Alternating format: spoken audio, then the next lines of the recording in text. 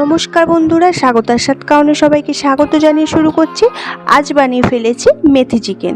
মেথি chicken বানানোর জন্য কড়ার মধ্যে দিয়ে দিয়েছি খানিকটা সর্ষের তেল।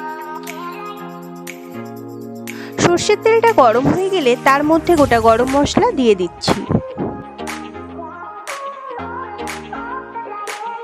এরপরে দিয়ে দিচ্ছি একটা তেজপাতা।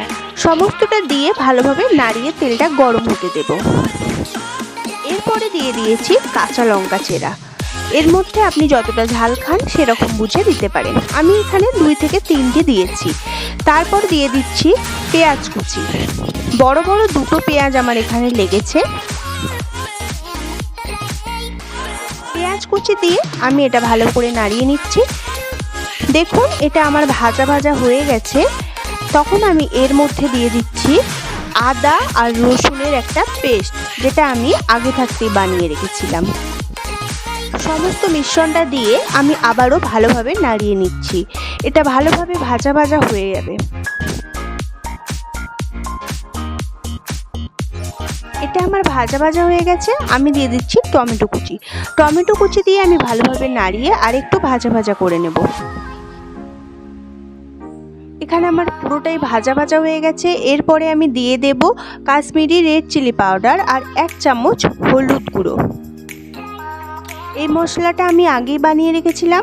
জিরে আর মৌরি শুকনো খোলায় ভেজে ভালো করে গুঁড়িয়ে রাখা, এটা আমি এর মধ্যে দিয়ে দিয়েছি। এটা দিলে আলাদাই একটা টেস্ট আসে। দেখুন এখানে একটা সুন্দর কালার চলে এসছে।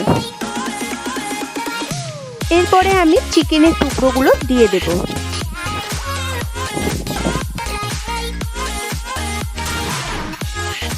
চিকেনের টুকরোগুলো দিয়ে ভালো করে নাড়িয়ে নিতে হবে।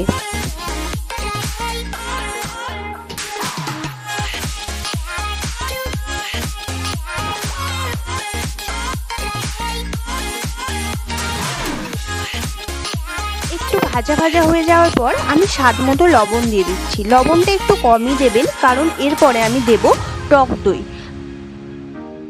সমস্তটা আমি একটু নাড়িয়ে নেব।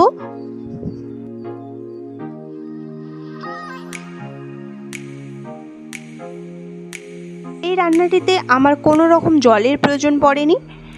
দেখুন এখানে চিকেন থেকে সুন্দর একটা জল বেরিয়ে এসছে। এই জলেই কিন্তু চিকেনটা সিদ্ধ হয়ে যাবে। এখানে আলাদা করে আমার কোনো জল দেওয়ার প্রয়োজন পড়েনি। আপনাদের যদি প্রয়োজন পড়ে আপনারা অল্প পরিমাণে গরম জল ব্যবহার করতে পারেন।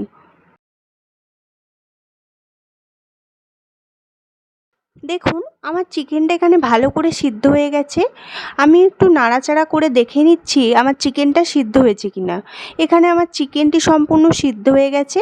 আমার একটু জলটা মারার প্রয়োজন আছে। এরপরে আমি দিয়ে দিচ্ছি কস্তুরি মেথি। এটাতে ফ্লেভারটা খুব সুন্দর আসে। আর দিয়ে দিচ্ছি আগে থেকে তৈরি করা ভাজা পেঁয়াজ বেরেস্তা।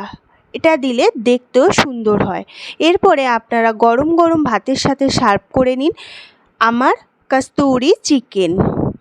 যদি আমার ভিডিওটি ভালো লেগে থাকে শেয়ার করে দেবেন।